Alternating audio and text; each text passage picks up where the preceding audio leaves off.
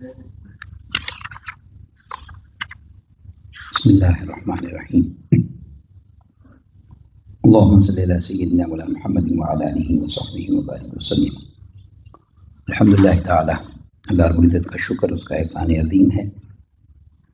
ماہ رمضان المبارک 26ویں شب میں رات التراویح کے لیے ہم سب حاضر ہیں۔ دعا ہے کہ اللہ رب العزت اس مبارک مہینے کی برکات ہم سب کو نصیب فرمائے۔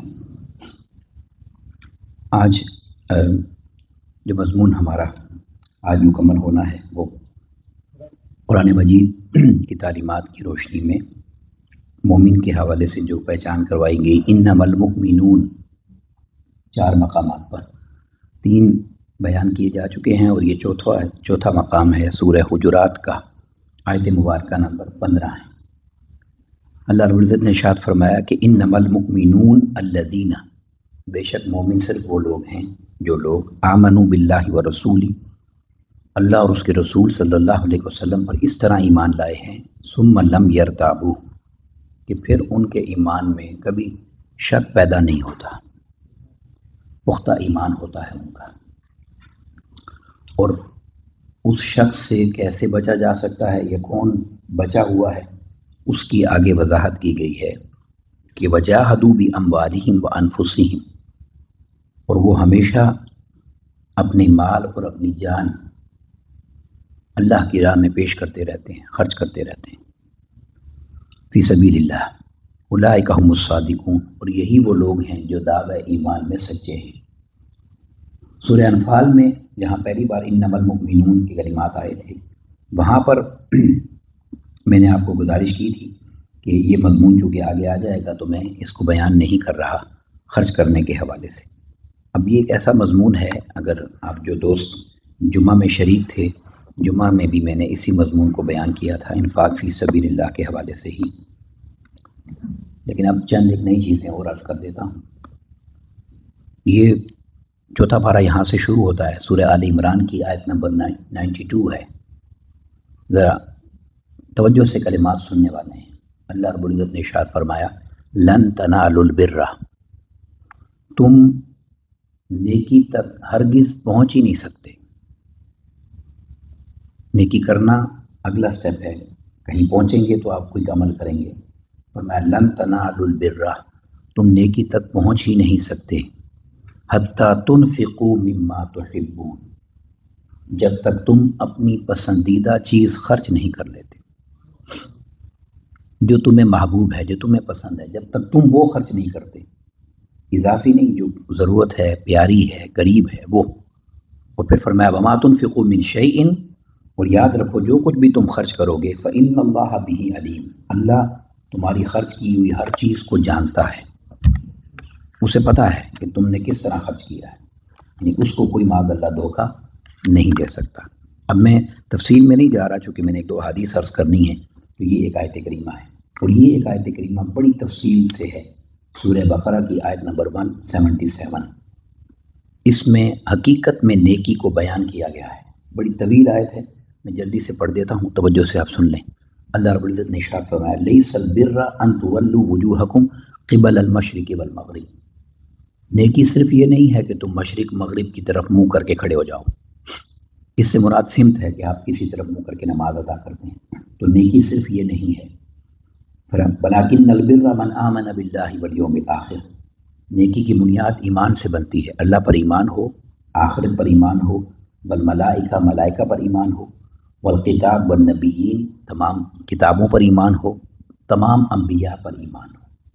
ابھی تک ایمان کی بات ہے، نیکی بیان نہیں ہوئی۔ اب دیکھیں اللہ رب العزت نے جو پہلی نیکی بیان کی وہ کیا ہے، فرمایا اگر تمہارا ایمان پکا ہو گیا ہے تو اب اللہ رب العزت فرماتا ہے وآت المال علی حبہ، اب اللہ کی محبت میں مال خرچ کرو۔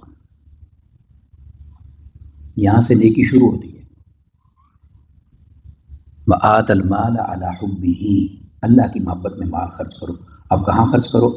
ذوی القربى، رشتہ داروں پر، والیتامى، یتیموں پر، والمساکین، ضرورت مندوں پر، وابن السبیل، مسافروں پر، والسائلین، جو سوال کرتے ہیں ضرورت مند ان پر، وفی الرقاب، وہ قیدیوں کو آزاد کروانے پر، پھر فرمایا وَأَقَامَ الصَّلَاةَ، اب نماز قائم کرو۔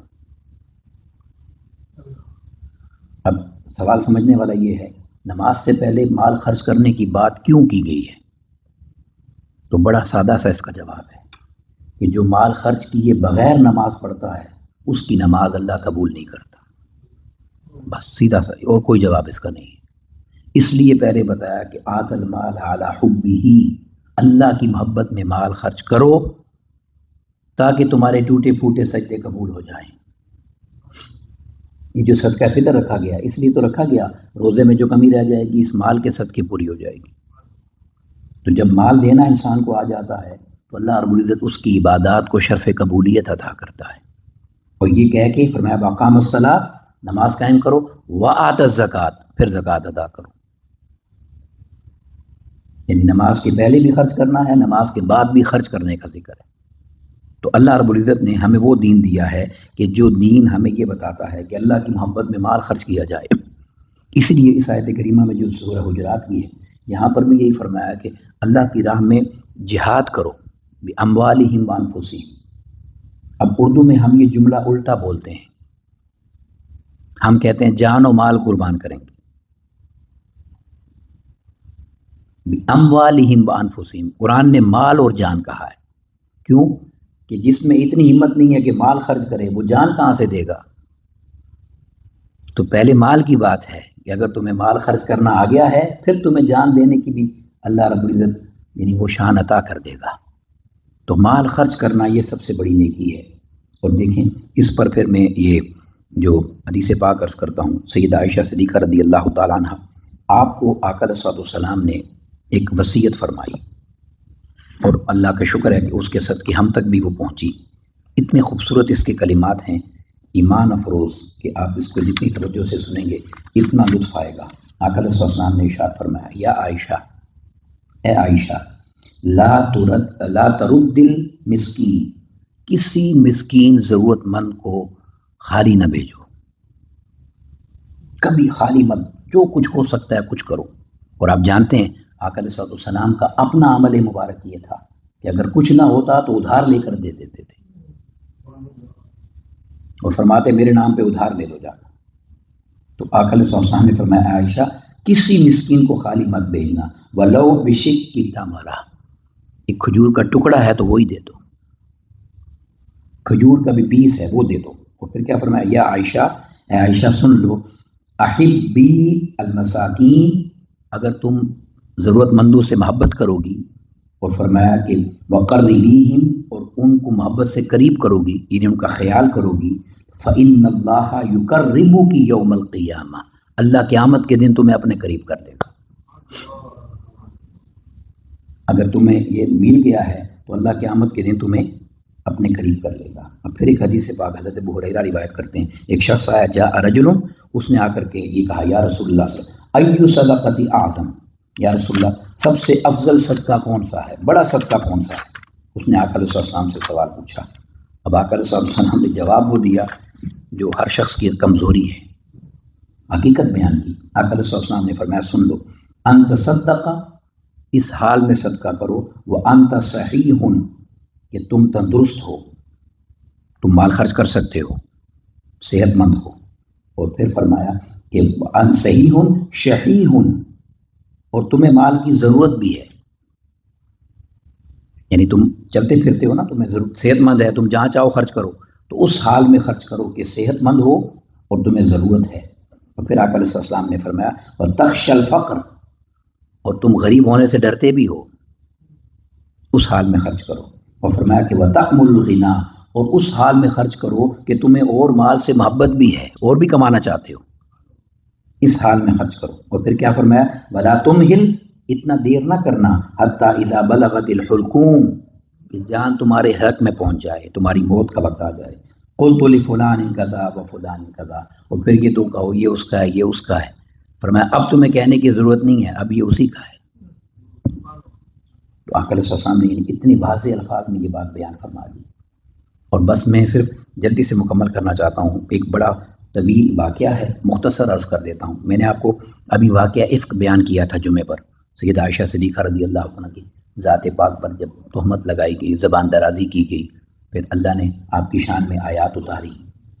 تو جو ایک شخص تھے حضرت سیدنا صدیق اکبر رضی اللہ تعالیٰ عنہ کی خالہ زاد بیٹی بہن ہیں، ان کے بیٹے ہیں مستح، وہ غریب تھے، ضرورت مند تھے. سیدنا صدیق اکبر کی کزن کے بیٹے، اس کے گھر کا سارا خرچہ صدیق اکبر کرتے تھے. پورے گھر کا اس کا جو بلز تھے وہ سیدنا صدیق اکبر رضی اللہ تعالیٰ پے کرتے تھے. وہ بھی اس میں شامل ہو گیا تھا سیدہ عائشہ صدیقہ رضی اللہ تعالیٰ کے خلاف بات کرنے میں. تو بشری تقاضا ہے. سیدنا صدیق اکبر رضی اللہ تعالیٰ نے کہا میں اب اس کو کچھ نہیں دوں گا.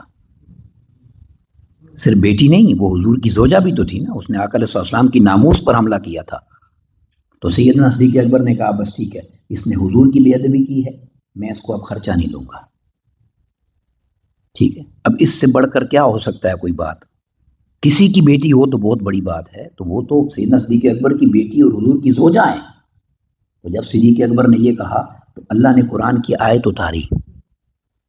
سورہ نور کی آیت نمبر 22 ہے، وَلَا يَأْتَلِ أُولِي الْفَضْلِ مِنْكُمْ وَالسَّعَةِ.